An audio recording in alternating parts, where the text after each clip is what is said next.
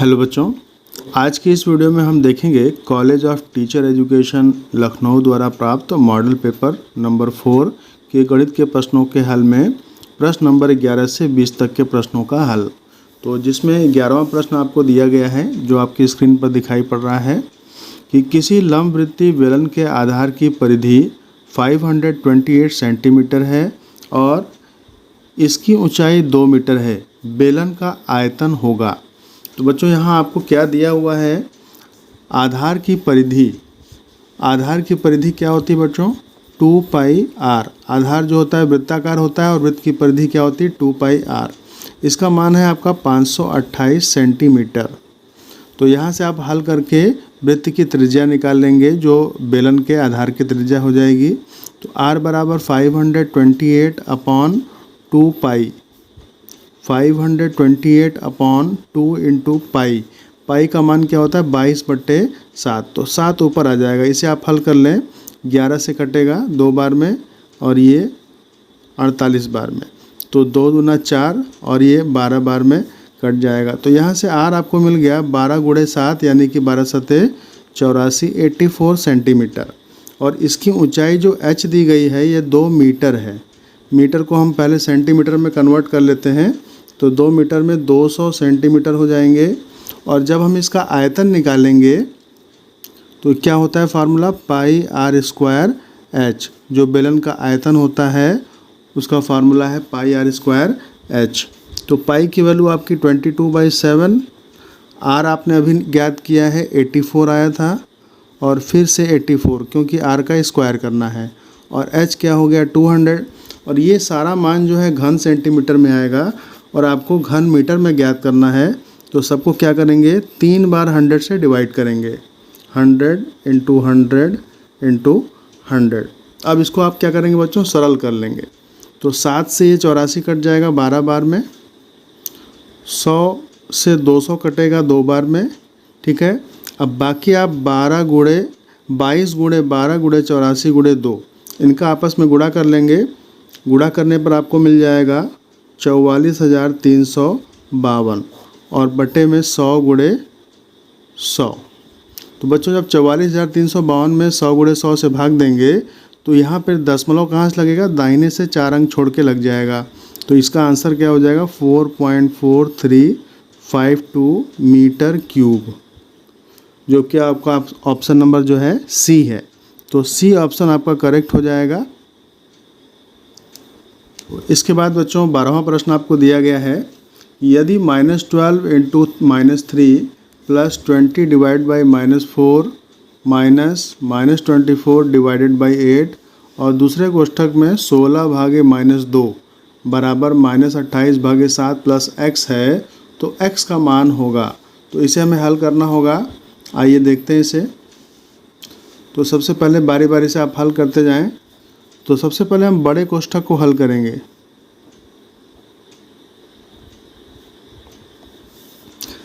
यहाँ पर आप डिवाइड कर सकते हैं। 20 डिवाइड बाई -4 क्या मिलेगा? -5।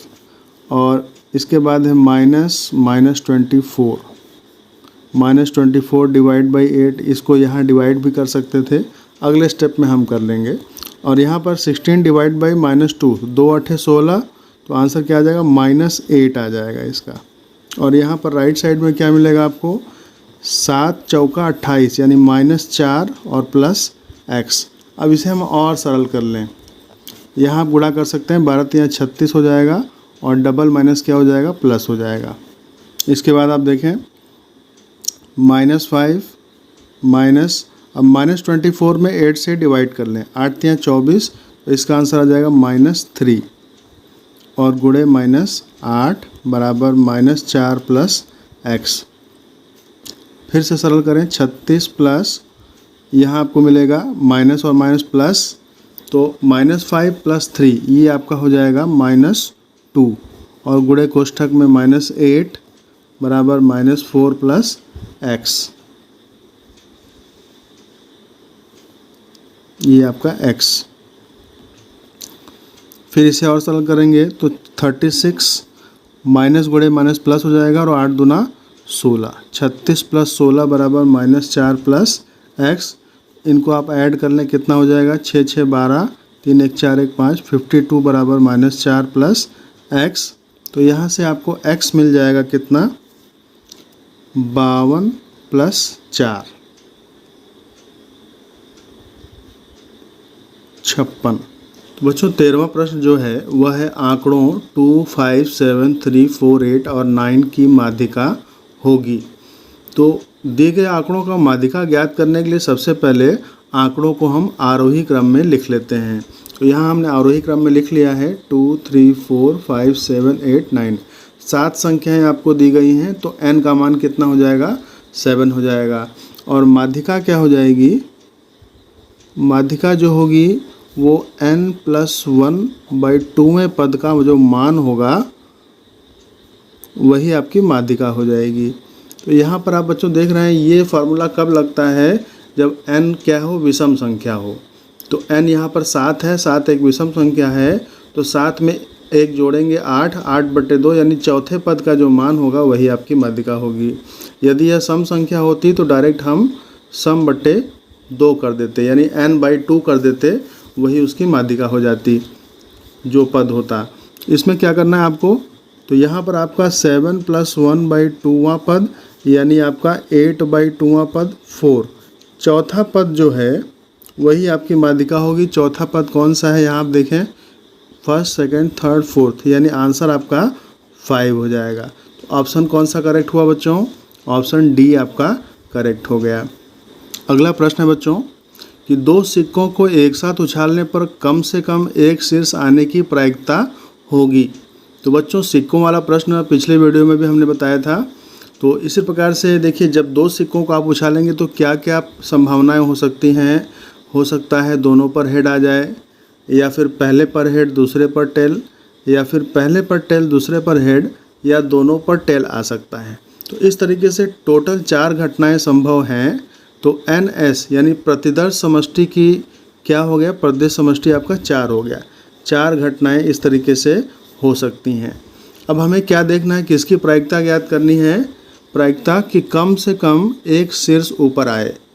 ठीक है, तो एक शीर्ष ऊपर आने का मतलब है कि दोनों शीर्ष भी आ सकते हैं। ठीक है, कम से कम एक होना चाहिए, यानी कि एक से कम नहीं होना चाहिए। तो एक शीर्ष भी हो सकते हैं और दोनों शीर्ष। तो एक शीर्ष वाले ये 2 संभावनाएं हैं और दोनों शीर्ष वाले ये 1 हैं।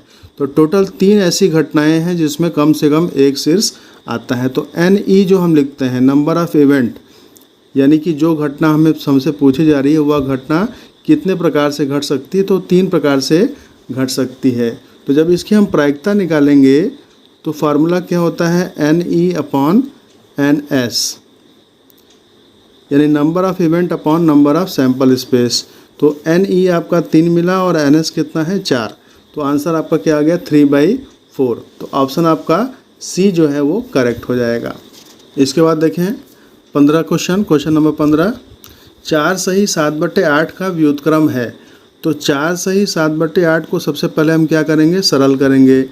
तो यहाँ 8 का गुणा 4 में करेंगे, 8 चौका 32, 32 में 7 जोड़ेंगे कितना आ जाएगा, 39, 39/8।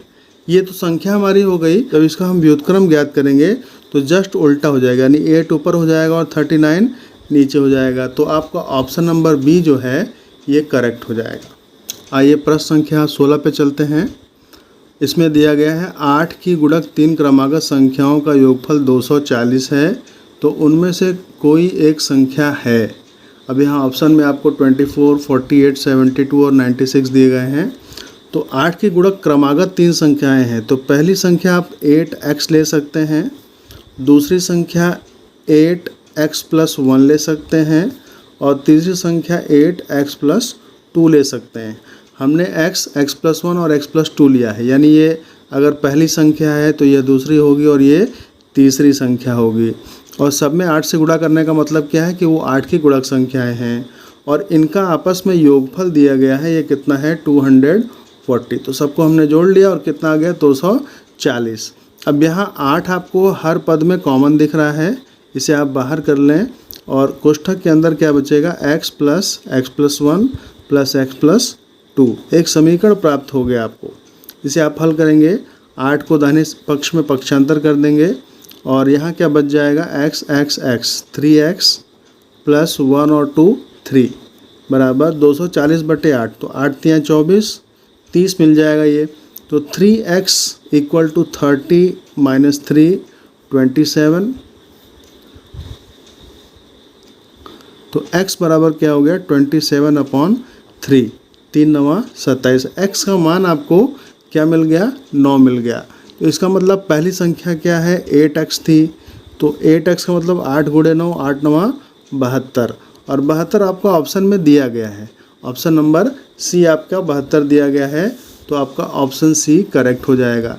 कोई एक संख्या आपको प्राप्त करनी थी, तो ऑप्शन सी आपका करेक्ट हो गया। अगला प्रश्न है बच्चों कि भिन्नों 2/7, 7/9, 1/2 और 11/13 में सबसे छोटी भिन्नात्मक संख्या है। तो यहाँ क्या करेंगे बच्चों, तुलना आपको करनी है। तुलना करने के लिए जितने भी भिन्न दी गई हैं सभी भिन्नों का आप हर देखेंगे और हरों का क्या करेंगे, एलसीएम लेंगे, लसा। तो सबसे पहला काम हमारा क्या है, 7, 9, 2 और 13 का एलसीएम आपको ज्ञात करना है। तो एलसीएम ज्ञात करने के लिए पहले आप 2 से डिवाइड करेंगे, ये कट जाएगा एक बार में। 3 से डिवाइड करिए, 3 3 9, फिर 3 से करेंगे, ये कट जाएगा, ये नहीं कटेगा, 13। इसी क्रम में फिर आप क्या करेंगे, 7 से करेंगे एक बार में। अब लास्ट में आपको 13 से कर लेना है। लसा क्या प्राप्त हो गया, लसा आपका प्राप्त हो गया 2 गुणे 3 गुणे 3 गुणे 7 गुणे 13। अब इसका आप गुणा कर लें। तो बच्चों यहाँ आपका जो लसा मिल गया वो क्या हो गया, 1748 आपका लसा मिल गया। तो जो पहली भिन्न है 1/2 को अगर हम 1748 करते हैं तो हमें कितने से गुणा करना पड़ेगा, एक 2 यहाँ से कम कर दीजिए, यानी हमें 3 3 9 7 63 गुणे 13 से गुणा करना पड़ेगा। इसका गुणा हम कर लेते हैं 1748। इसी तरीके से 7/9 को कर लेंगे। 1748 बनाने के लिए 9 में हमें किससे गुणा करना पड़ेगा, यहाँ से आप 9 को हटा दीजिए, क्या बचेगा 13 गुणे 7 गुणे 2, यानी 13 गुणे 14। 13 गुणे 14, 7 ऊपर है और 13 गुणे 14 आपको और करना है, गुणा कर लेंगे। तो बच्चों यहाँ आप देख पा रहे हैं कि सभी का हमने लसा लिया और लसा लेने के बाद 1748 मिल गया और सभी भिन्नों को हमने हर 1748 के बराबर बना लिया। तो लास्ट में हमें ये संख्या मिल गई 819/1748, 1183/1748, 468/1748 और 1386/1748। तो इसमें सबसे बड़ी संख्या है कौन सी होगी, जिसका अंश सबसे बड़ा होगा। तो अंश आपको यहाँ 11/13 का सबसे बड़ा दिख रहा है, तो 11/13 जो है वह सबसे बड़ी भिन्न हो जाएगी। और सबसे छोटी भिन्न कौन सी हो जाएगी, 2/7, क्योंकि 2/7 में आपको जो अंश है वो 468 है। तो प्रश्न में आपको सबसे छोटी भिन्नात्मक संख्या पूछी गई है, तो ऑप्शन में आपका क्या हो जाएगा 2/7, ऑप्शन बी जो है करेक्ट हो जाएगा। इसके बाद है कि 5⁻⁻7 को किस संख्या से गुणा किया जाए कि गुणनफल 25 हो जाए।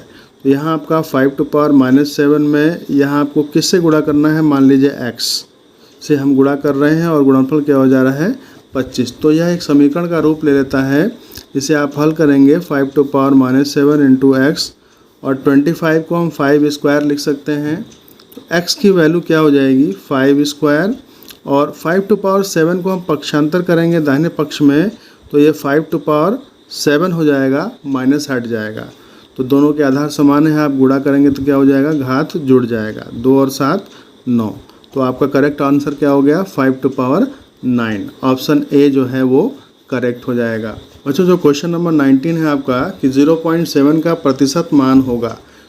किसी भी दशमलव को भिन्न में बदलने के लिए हम क्या करते हैं, किसी भी दशमलव को भिन्न में बदलने के लिए उसमें 10, 100 या 1000 से गुणा करते हैं। यह किस पर निर्भर करता है कि दशमलव के बाद कितने अंक हैं। तो यहाँ दशमलव के बाद 1 अंक है, तो 10 से आप अंश और हर दोनों में गुणा कर लेंगे। तो हल करने के बाद ये 7/10 मिला भिन्न के रूप में, और जब प्रतिशत में बदलना होगा तो इसे आप 100 से गुणा कर देंगे। तो 10 दहा में 100, यहाँ 10 आ गया और 10 गुणे 7 कितना आ गया 70, यानी कि इसका आंसर क्या हो जाएगा 70%। ऑप्शन बी आपका करेक्ट हो जाएगा। बच्चों जो आपका 20वां प्रश्न है वह है कि निम्नलिखित में कौन सा भिन्न 0.8 बार को निरूपित करता है। तो यहाँ 0.8 बार का मतलब क्या होता है बच्चों, ये हो जाता है 0.888, ये अनंत तक चलेगा। तो इसे हम यदि x मान लें, x बराबर 0.8888 डॉट डॉट, और दोनों पक्षों में क्या कर दें 10 से गुणा कर दें, तो 10x इक्वल टू क्या मिलेगा 8.888 डॉट डॉट, यानी हमने x को क्या लिया 0.8 बार और 10x क्या मिल गया 8.8 बार। इसके आप समीकरण 1 मान सकते हैं और इसे क्या मान लें समीकरण नंबर 2 मान लें। अब समीकरण 2 में से आप समीकरण 1 को घटा देंगे तो बाएं पक्ष में आपको मिलेगा 10x माइनस एक्स और दाएं पक्ष में 8.8 बार माइनस 0.8 बार। अब इसे आप सरल कर लें तो 10x माइनस एक्स कितना होता है 9x और 8.8 बार में से 0.8 बार घटाएंगे तो 8.0 यानी कि 8 मिलेगा। तो x का मान आपका क्या मिल जाता है 8/9। तो इसे आप भिन्नात्मक रूप में क्या लिखेंगे 8/9। तो पहला ऑप्शन आपका करेक्ट हो जाएगा। तो इस तरीके से बच्चों आपने मॉडल पेपर 4 के सभी गणित के प्रश्नों के हल देखे। आप इसी तरीके से इन वीडियोस को देखते रहें और आगे इसी क्रम में हम और भी वीडियोस के गणित के प्रश्नों के हल आपको दिखाएंगे। धन्यवाद।